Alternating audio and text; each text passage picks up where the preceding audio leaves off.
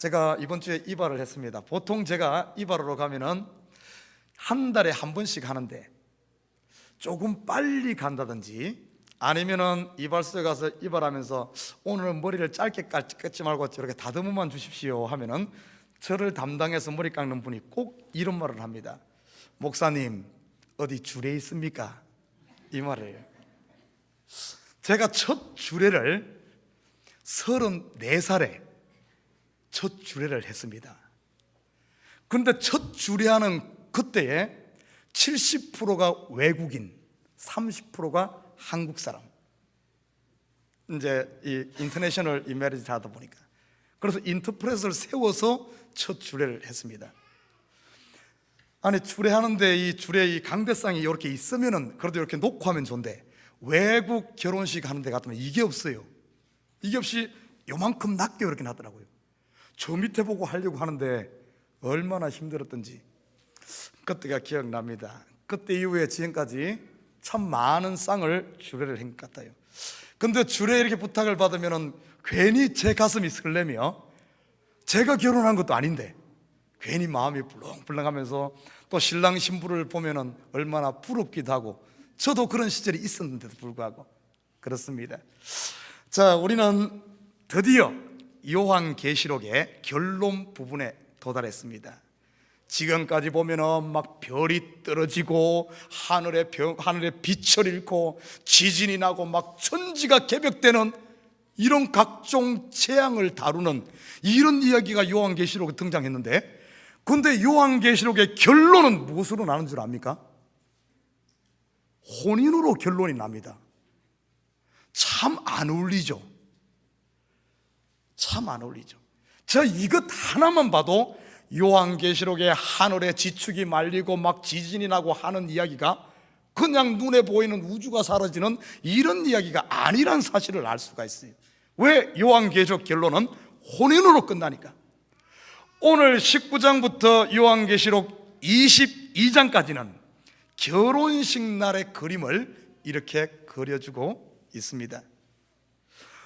오늘 본문은 혼인의 첫 팡파레를 울리는 할렐루야 찬양으로 시작합니다. 여러분, 할렐루야, 이 할렐루야가 신약에 몇 번 나올까요? 오늘 1부 예배 때 제가 질문을 했지만은 목사님 1000번 정도 나올 것 같은데 이래. 내가 태어나서 그 소리는 처음 들었어. 여러분, 신약에 할렐루야가 몇 번 나올 것 같아요? 505번요? 죄송하지만 신약에 할렐루야라는 단어는 딱 4번 나옵니다. 그 4번 나오는 게 전부 어떤가 하면 오늘 읽었던 본문 19장에만 할렐루야가 나옵니다. 이제 앞으로 올 한 해 1년 동안 성경 읽기 하면서 신약에 잘 찾아봐요. 그럼 할렐루야가 어떤 뜻입니까? 전화 받을 때 할렐루야 뭐 이렇게 하는 어디 립서비스 하는 겁니까? 우리 목사님들 목소리 쫙 깔고 그러잖아요. 할렐루야 뭐 이렇게. 여러분, 할렐루야의 할렐이라는 뜻은 할랄, 찬양하다는 뜻이고요. 루는 유, 너의 이런 의미가 있습니다. 야는 야훼 하나님 할 때 야, 하나님을 의미합니다. 이 단어를 합성하면은 너의 하나님을 찬양하라, 여호와를 찬양하라 하는 뜻이 이 할렐루야입니다. 자, 오늘 본문에 보면은 이 혼인잔치의 팡파레로 오늘 이 할렐루야가 4번 외쳐지며 찬양이 들려집니다. 이 말은 어떤 의미가 있는가 하면 혼인이 시작되려면 이 할렐루야, 우리 입술에 찬양이 나와야만 이것이 혼인이 시작됨을 이야기해주고 있어요. 할렐루야 찬양과 혼인은 같이 연결되어 있다는 사실입니다. 할렐루야 찬양을 우리가 할 수 없다면, 너의 하나님을 찬양하라 이것을 할 수 없다면 혼인이 시작될 수가 없어요. 그래서 할렐루야 찬양과 혼인이 시작되는 것은 이것은 굉장히 밀접한 하나의 한 덩어리로 되어 있다는 사실을 알아야 됩니다. 오늘 저는 본문을 통해서 누가 할렐루야 찬양을 부를 수 있나? 이 말은 누가 이 어린 양의 혼인 잔치에 신부로서 합당하냐? 언제 이 혼인 잔치가 이루어지냐? 이 부분을 한번 살펴보고자 합니다. 드디어 이제 그동안 고생 많았어요. 1년 반 동안 참 맨날 때리 부수고 뭐 막 무너지고 했는데 그 결론이 왜 그렇게 했는가? 이 혼인을 위해서인 거예요. 혼인을 위해서. 자, 오늘 본문을 정확하게 이해하기 위해서는 성경의 혼인 관련된 이 내용을 쫙 한번 살펴봐야만 이 언제 누가 할렐루야를 부르고 누가 혼인하기에 합당한가를 찾을 수가 있습니다. 자, 오늘은 정신을 좀 바짝 차려 긴장을 하고 좀 들어주시기 바랍니다. 안 그러면은 뭔 얘기하는지 전혀 감을 못 잡아요. 자, 성경의 혼인, 구약의 핵심적인 혼인 이야기가 어디 나옵니까?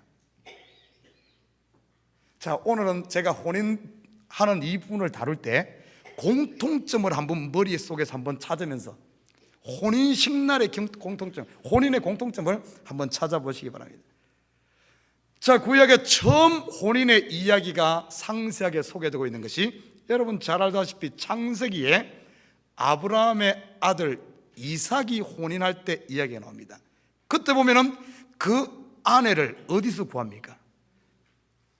아브라함은 갈대아 우르에 살던 사람이었어요. 75세에 그 길을 떠나서 가나안에 이주해서 정착해서 100세가 되었을 때 아들 이삭을 낳고 아들이 자라서 결혼할 정년기가 되니까 결혼을 해야 되는데 자기가 살고 있는 정착했던 그 가나안 땅의 여인들 중에 하나를 고르지 않고 어디서 고릅니까?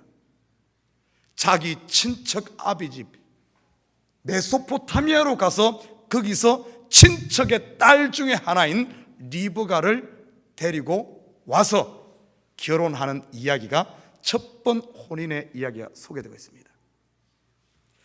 그리고 두 번째 성경에 보면 구약에 보면 혼인 이야기를 상세히 다룬 이야기 중에 하나가 룻기서에 나오죠. 룻기서에서 보면 룻이라는 여인이 나오미와 엘리멜렉의 이 아들 기럯과 말론 이 두 아들 중에 하나와 결혼을 하잖아요. 그런데 어떤 일이 일어납니까? 흉년 들어서 모압으로 내려갔다가 그 남편이 죽습니다. 룻의 남편이 죽어요. 그리고 나서 룻이 모압 여인 아니죠. 룻이 모압 사람이죠.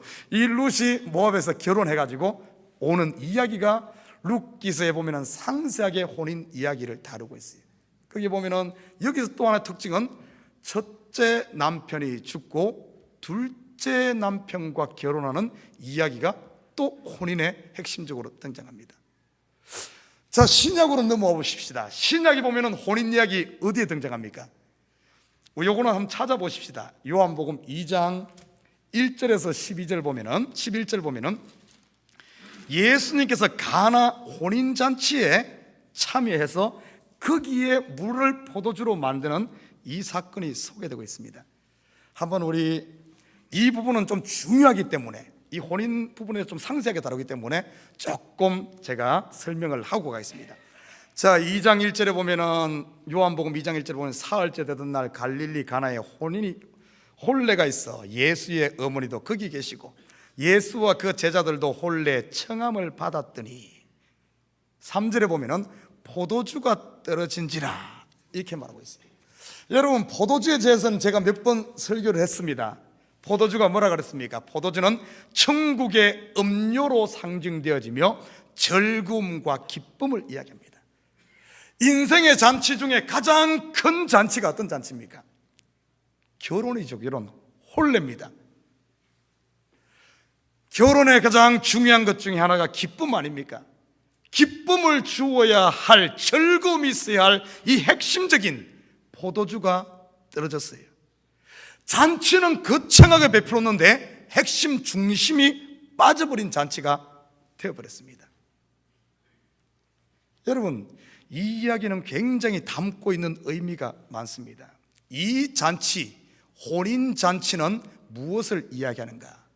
좀 더 깊게 보면은 예수와 만나 예배하는 지금 우리 예배 자리가, 예배의 삶이 혼인과 같습니다. 혼인잔치와 같아요. 우리 종교 아니면은 신앙생활을 하는데 가장 핵심이 빠져버리면 어떻게 되겠어요? 지금 그 이야기예요. 신앙의 핵심이 뭡니까? 생명이죠, 생명. 우리 기독교의 핵심이 뭐예요? 피죠. 다 있는데 피가 없어. 다 신앙생활하고 열심히 하는데 그 속에 생명이 없어. 자, 이것을 조금 더 확대해서 이야기하면 지금 이 시대의 교회가 건물도 화려하고 프로그램도 최고의 프로그램이 있고 그리고 일도 많이 하고 다 갖춰졌는데 그 속에 핵심이 빠져버리면 어떻게 되겠어요? 가장 중요한 핵심이 빠져버린, 지금 포도주가 떨어졌다는 말은 그 이야기입니다. 자, 그때 3절에 보면은 이렇게 말합니다. 예수의 어머니가 예수에게 이르되 저들에게 포도주가 없다 하니. 여러분, 좀 이상하지 않아요? 지금 예수님의 어머니도 제자들도 예수님도 혼인잔치에 무엇으로 갔습니까? 손님으로 갔어요. 손님으로 갔는데 포도주가 떨어졌으면 누구에게 가서 포도주가 떨어졌다 이야기해야 됩니까? 그 잔치를 주관하는 호스트에게, 주인에게 가서 어이, 포도주가 떨어졌네요, 이렇게 이야기해야 될 것 아닙니까? 근데 마리아가 와서 주인한테 이야기하는 것이 아니라 예수님한테 와서 이야기하는 거예요. 포도주가 떨어졌다 그랬더니 상식으로 맞지가 않습니다. 그 말은 어떤가 하면 이 잔치가 그냥 잔치 이야기하는 게 아니란 사실이에요. 지금 이 이야기는 마리아가 영적으로 보고 있다는 거죠. 이 잔치의 핵심, 기쁨, 핵심은 주인이 해결할 수 없다는 거예요. 누가 할 수 있다는 겁니까? 예수만이 이 잔치에 참된 잔치를 만드는 주인공임을 이 마리아가 자기 신앙 고백을 이렇게 하는 겁니다. 그리고 4절 봐요. 예수께서 이르시되 여자여 나와 무슨 상관이 있나이까? 내 때가 아직 이르지 아니하였나이다.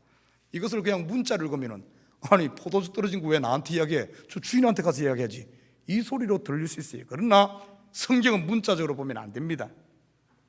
자, 요 말은 어떤 의미를 내포하고 있는가 하면은, 자, 오늘 이 혼인잔치는 예수님께서 지금 이 속에는 어떤 비유가 들어있는가 하면은, 이 속에 실제로 보면은 그 당시 종교 지도자들, 유대교들, 겉으로 보면은 엄청난 혼인잔치를 벌이면서 아주 그렇게 하는 것 같지만은 실체적으로 보면은 그 속에 포도주가 빠져버린 이런 잔치만 하고 있음을 폭로하는 사건이 오늘 이 본문입니다. 자, 우리 성경 한번 찾아볼까요? 우리 마태복음 9장 12절 한번 찾아보십시오. 마태복음 9장 12절. 쉽게 말해 그 당시 유대인들 잔치를 벌이며 자기들이 의인인 체하며 높은 자리 다 차지하고 정말 화려한 퍼포먼스와 화려한 어떤 이런 예배의식과 모든 것을 갖추지만은, 잔치를 벌리지만은 실상은 없는, 그래서 전부 스스로 의인되었다고, 의인되어버린 이 실상을 고발하는 겁니다. 우리 마태복음 9장 12절 함께 읽습니다. 시작. 예수께서 들으시고 이르시되 건강한 자에게는 의사가 쓸데없고 병든 자에게라야 쓸데있느니라. 실질적으로 포도주도 없이 잔치를 하면서 이들은 그 사실을 모르는 거예요. 그래서 예수님께서 이 비유로 말해요.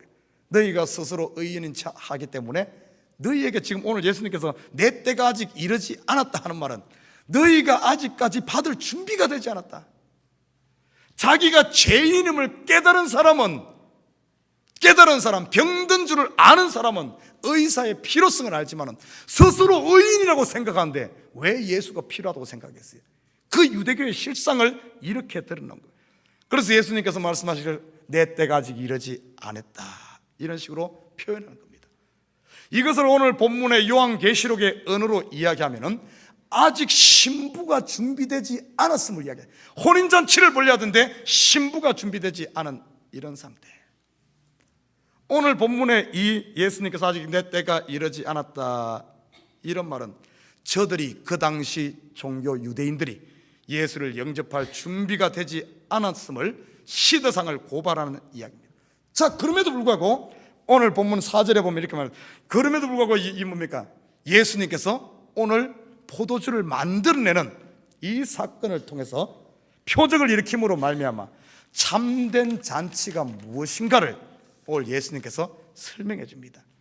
자, 요한복음 2장 5절 다시 한번 봅니다. 5절에 보면은 그의 어머니가 하인들에게 이르되 너희에게 무슨 말씀을 하든지 그대로 하라 하니라. 7절에 보면은 예수께서 그들에게서 항아리에 물을 채우라 하신즉 아기까지 채우니. 자, 여기에 보면은 신부되어지는 과정, 잔치가 온전한 잔치가 되어지는, 그래서 진짜 혼인잔치가 되어지는 과정에 매개체가 뭔가 하면은 믿음과 순종임을 우리가 오늘 본문을 통해서 잠시 보여주고 있어요. 그리고 우리가 6절을 한번 보십시다. 거기에 유대인의 정결 예식을 따라 두세 통 드는 도랑아리 6이 놓여 있는지라. 여러분, 이 도랑아리가 어떤 용도입니까? 유대인의 정결 의식. 유대인들은 반드시 집을 나갔다 들어올 때는 집 입구에서 손을 씻었습니다. 그리고 음식을 먹기 전에는 반드시 손을 씻는 것이 그들이 지키는 율례였어요. 그러면 그 돌 항아리는 항상 물이 채워져 있어야 됩니다. 그런데 오늘 본문에 보니까 이들이 돌 항아리 6인데 그 속에 물이 비어 있어. 물을 채우라 그런 거 보니까 물이 비어 있어요. 이것은 또 무엇을 고발한 줄 압니까? 그 당시 유대인들 다 신앙생활 잘하는 것 같지만은 실상을 들여다보면 텅 비어 있는, 물이 없는 신앙생활을 하고 있음을 고발하는 겁니다. 그리고 도랑아리 6이란 말은, 여러분, 성경의 6이란 말은 어떤 의미가 있는 줄 압니까? 6은 아직까지 안식에 들어가지 못한 수입니다. 6에 하나가 더해지면 안식이 돼, 7이 되죠. 우리가 요한계시록 공부하면서 666 공부할 때 이 부분에 대해서 설명했습니다. 하나가 모자라는. 그래서 6은 무엇을 이야기하는가 하면은 율법을 이야기해요. 율법. 그리고 은혜의 세계를 얘기하는 하나 더해질 때 7이 돼서 안식에 들어가죠. 여러분, 이런 게 많아요. 성경에 보면은 의인 99을 두고 한 마리 잃은 양 찾는, 거기서 99의 개념도 뭘 이야기하는 줄 압니까? 우리가 생각했을 때 정말 의인 그런 거 말하는 게 아니에요. 스스로 의롭다고 착각하고 있는, 속에 물이 비어있는 유대주의, 자기 잘남, 율법을 고발하는 것이 99입니다. 거기다가 하나가 더해질 때 이 하나는 약한 것 같고 부족한 것 같고 only one, 하나를 이야기할 때 only one은 바로 예수입니다. 예수가 더해질 때 100의 완전한 잔치가 되어진 것을 이야기해주고, 열의 9도 똑같아요. 그 밑에 보면 드라크마 비유에서도 10개가 있었는데 9개 남아있고 하나 잃어버렸는데 이 하나를 찾기 위해서 그렇게 하는 이유, 거의 똑같은 거예요. 그것이 결국에 가서는 두 아들 중에 한 아들 잃어버린 걸로 설명해 주지 않습니까? 아무튼 여기 쭉 살펴보면 이 가나 혼인잔치의 핵심은 뭔가 하면은, 뭔가 잔치는 크게 벌려놨는데 준비되지 않은, 속이 비어버린, 요한계시록에 말하면 신부가 준비되지 않은 상태에 엉터리 가짜 혼인잔치를 벌리고 있음을 고발하는 거예요. 그리고 물이 포도주가 되어짐으로 말미암아 참 잔치가 되었죠. 그것을 이야기하는 게 가나 혼인잔치의 핵심입니다. 자, 여기까지 살펴보고 또 혼인잔치 이야기 어디에 나옵니까? 우리 성경 한번 찾아볼까요? 마태복음 22장 1절에서 14절. 아마 지금 목사님이 뭔 얘기 하려고 그러나 헷갈릴 거예요. 잘 정신 차리게 안 들으면 뭔 얘기인지 전혀 모른다니까요.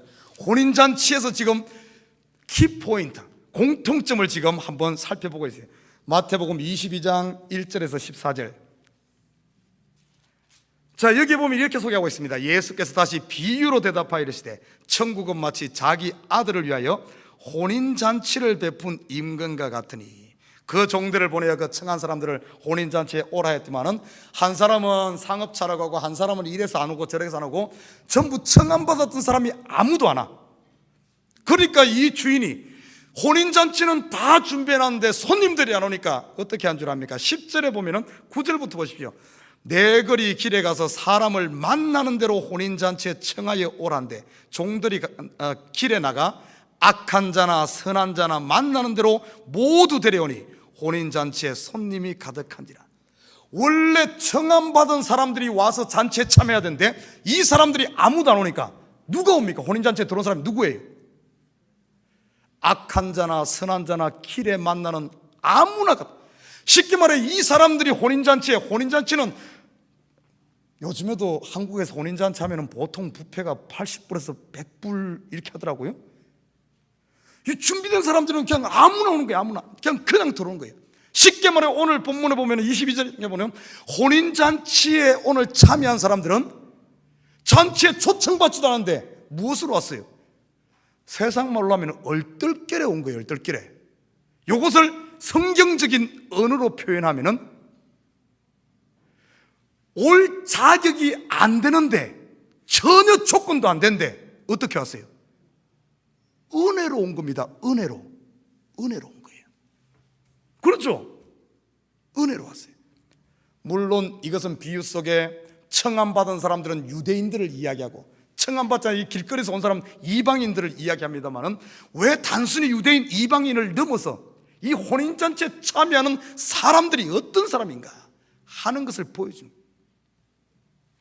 그리고 보십시오. 오늘 11절에 보면은 임금이 손님들을 보러 들어올새 거기서 예복을 입지 않은 한 사람을 보고, 아니 그냥 다 왔는데 참 우리가 그냥 이 문자적으로 하면 이해가 안 될 게, 아니 길거리 가서 사람들 막 불러왔는데 거기서 뭐 예복 차려입을 시간이 어디 있어. 그냥 막 지게 지고 오고 이럴 텐데 다 예복을 입고 왔는데 한 사람이 예복을 안 입고 왔다. 문자로 하면 이해가 안 되죠. 다 은혜로 초청받아 하나님의 천국 잔치 교회에 왔는데 예복을 입지 않은 사람이 보였다는 거예요. 이 예복을 입지 않은 사람은 어떻게 합니까? 쫓아내는 거예요. 여러분, 예복을 입지 않았다는 의미가 어떤 의미입니까? 초청되어 왔지만은 예복을 입지 않았다는 것은 은혜를 은혜로 알지 못하고 다시 율법으로 돌아가 버린 이 사람들을 이야기합니다. 성경에 보면 대표적인 사람들이 갈라디아 교인들, 너희가 은혜로 시작했다가 율법으로 마치겠느냐, 이렇게 돌아가 본. 자, 이것을 현실로 이해를 하면 이래요. 우리가 다 예수 처음 믿을 때는 은혜로 시작해. 은혜입니다, 은혜입니다. 참으로 나 같은 죄인 살리신 그 은혜 놀라워 은혜입니다 했는데 어느 순간 보면은 예복을 입지 않아. 은혜는 싹 사라지고 전부 율법만 남아가지고 네가 크니 내가 크니 내가 잘났니, 그런 교회가 있었죠.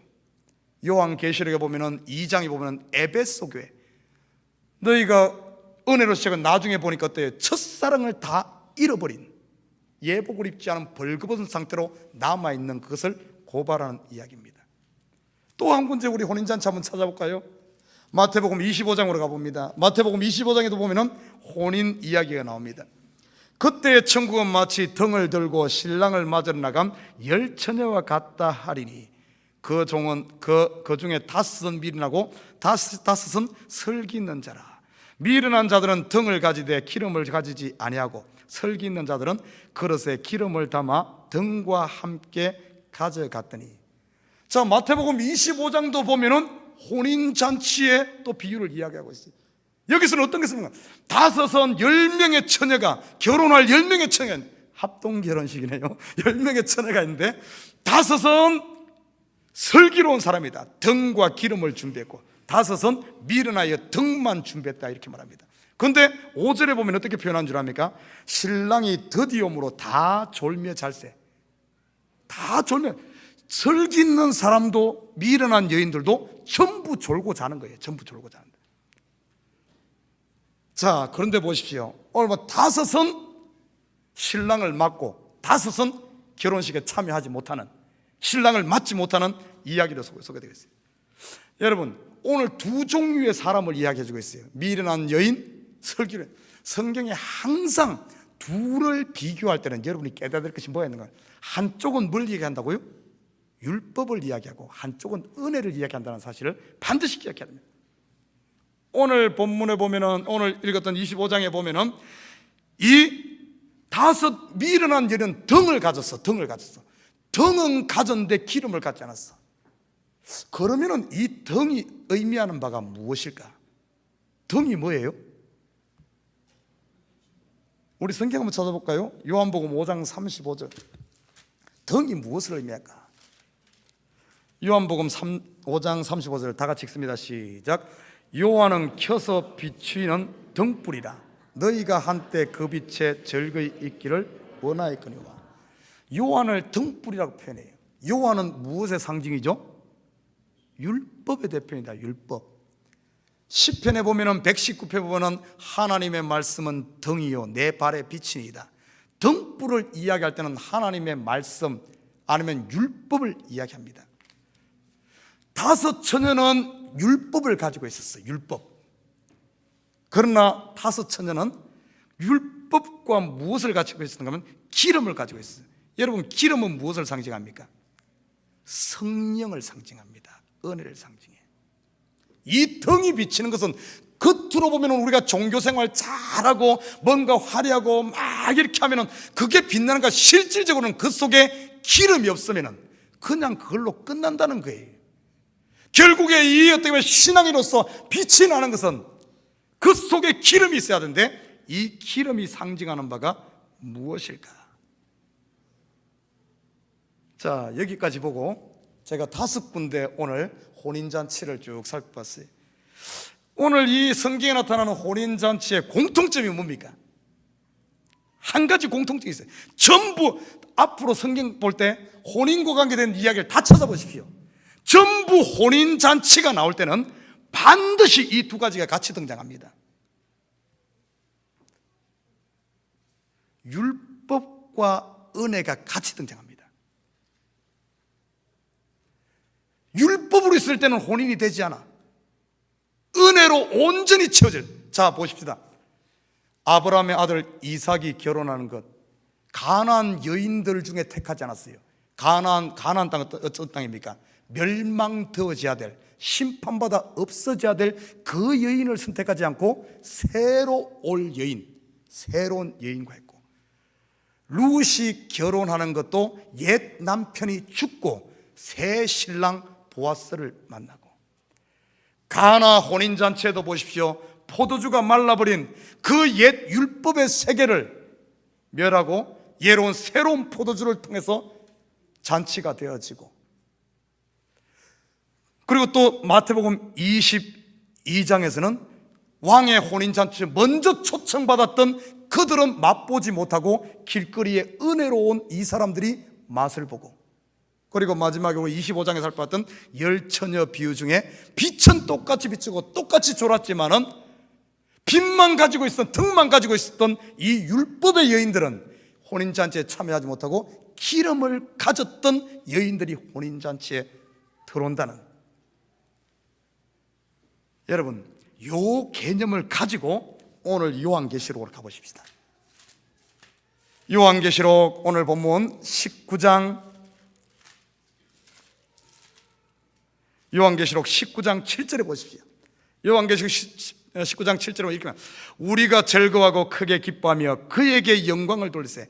어린 양의 혼인 기약이 이르렀고 그의 아내가 자신을 준비하였으므로. 지금 그의 아내가 누굽니까? 어린 양의 신부가 될 아내가 누구예요? 교회요, 성도입니다. 성도가 지금 준비됐다는 거예요. 이 준비됐다는 개념이 무엇인가? 9절에 봐요. 천사가 내게 말하기를, 8절 보십시오. 그에게 빛나고 깨끗한 세마포 옷을 입도록 허락하셨으니 이 세마포 옷은 성도들의 옳은 행실이로다, 이렇게 표현하고 있습니다. 여러분, 우리가 성경을 읽다 보면은 요한계시록 오늘 이 8절도 오해 구절 중에 하나입니다. 얼핏 읽으면 이렇게 비춰져. 아, 신부가 이 땅에서 열심히 노력하고 자기를 깨끗하게, 자기를 잘 관리하니까, 잘 준비되니까, 하나님이 세마포옷을 입혀서 결혼식에 참여하는갑다 이렇게 생각하는데 그런 뜻이 아니에요. 오늘 원어적으로 보면 요런 다시 해석하면은 성도들의 옳은 행실은 은혜의 옷을 입은 사람만이 가능하다 이런 의미입니다. 내가 옳은 행실을 해서 세마포옷을 주는 게 아니라 그리스도의 은혜로 덧입은 사람, 그리스도께서 은혜로 입혀준 요 사람만이 옳은 행실이 가능하다 이런 의미입니다. 여러분, 우리가 그리스도의 신부로 온전하게 준비되는 것은 무엇을 말하는 줄 압니까?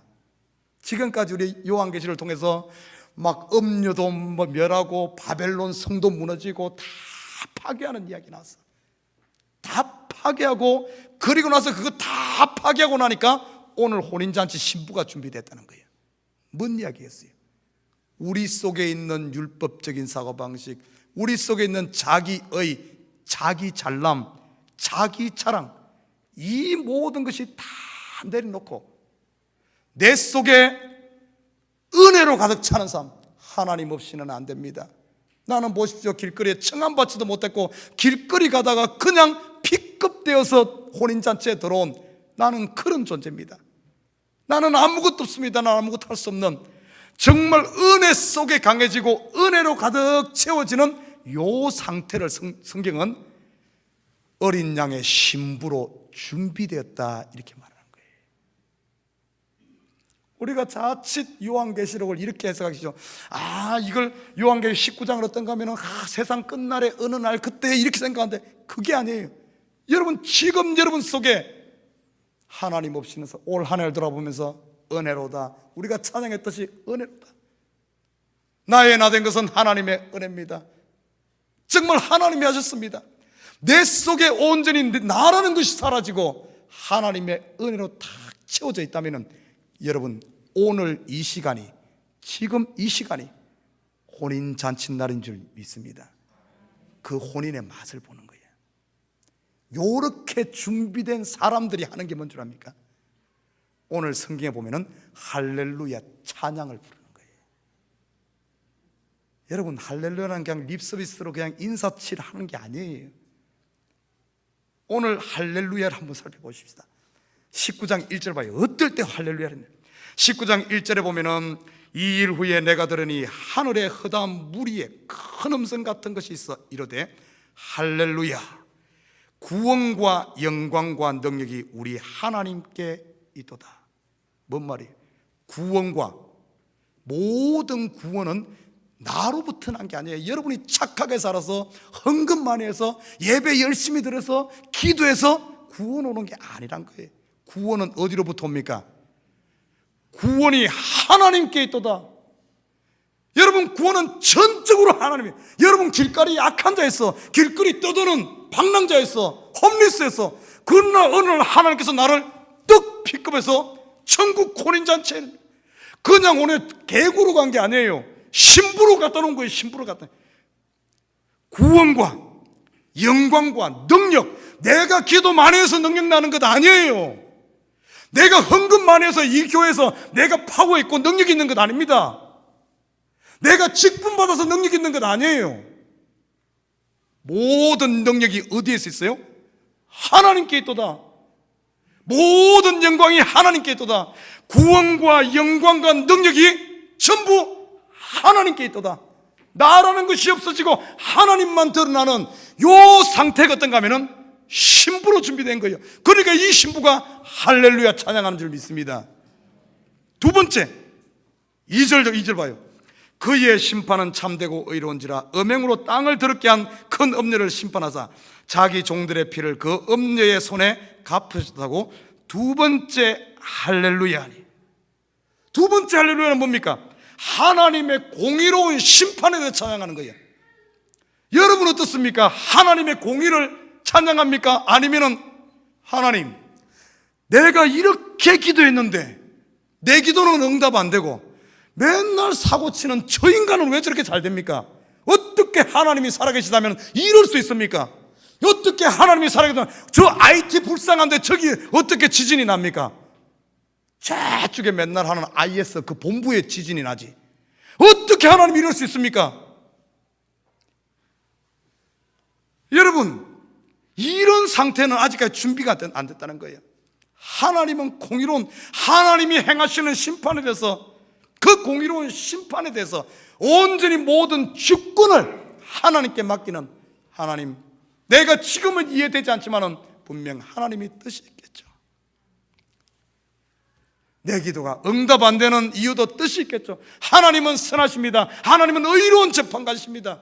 하나님의 공의를 인정하고 그분께 모든 것을 맡기는, 이 나라는 것은 없어요. 나라는 것, 때리면 맞는 거고 주면은 감사하고 불평하는 게 없어요. 이 은혜로 가득 찬 하나님의 공의가 내 속에서 이루어질 때 할렐루야가 나오는 줄 믿습니다. 준비된 거예요. 준비된 거. 세 번째 4절 봐요.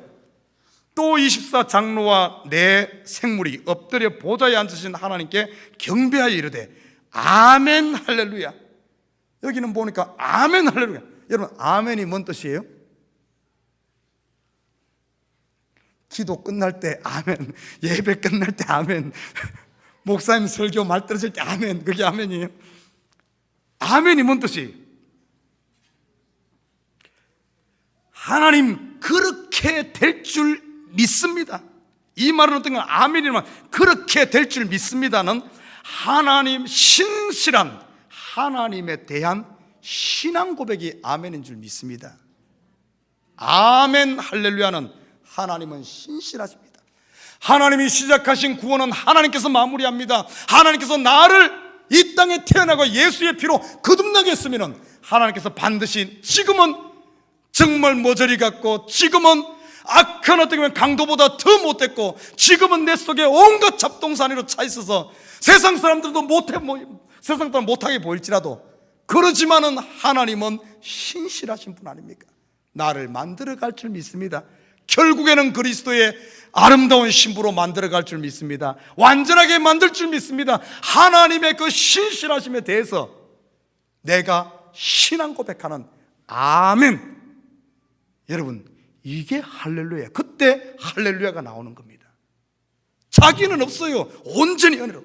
그리고 마지막 6절 봐요.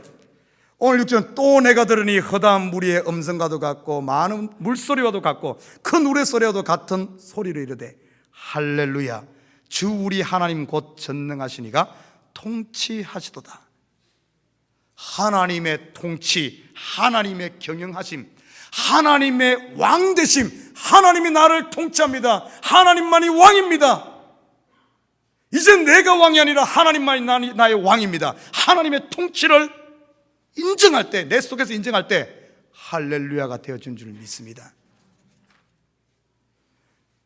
우리 요한계시록 참 지루하게 힘들게 시험 안 들고 여기까지 왔어요. 7인, 7나팔, 7 대적 재앙을 통해서 다 무너뜨리고 부수고 다 심판하고, 옛 자아들, 옛 생각들, 율법적인 사고, 나의 잘남들 다 무너뜨린 이유가 뭔 줄 압니까? 이것들이 다 무너지고 나면은 내 속에 남는 것은 뭐가 남아요? 은혜만 남는 겁니다. 은혜. 이스라엘의 결혼식을 보면은 지금과는 좀 다릅니다.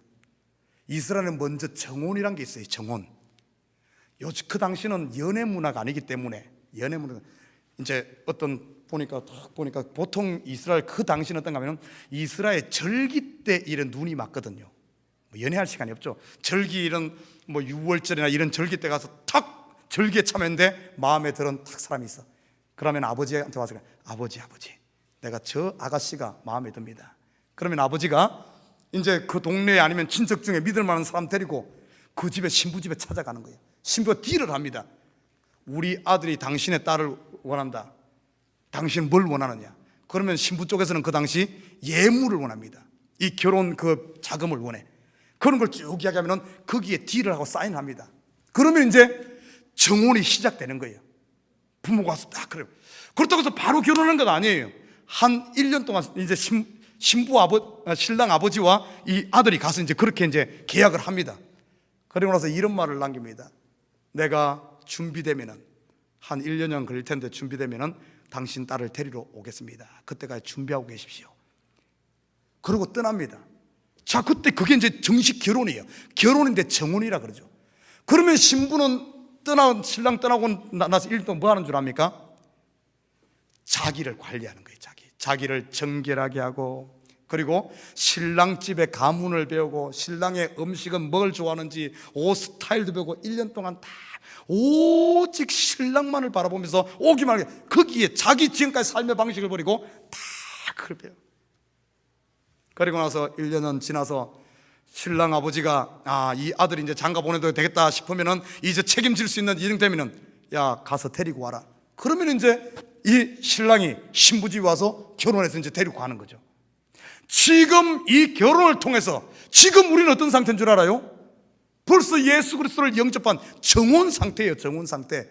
지금 그러면 우리는 지금 이 혼인 예식, 이제 예수와 하나 되어 혼인 예식, 요것만 남은 거예요. 요 혼인 예식이 언제 시작되는가?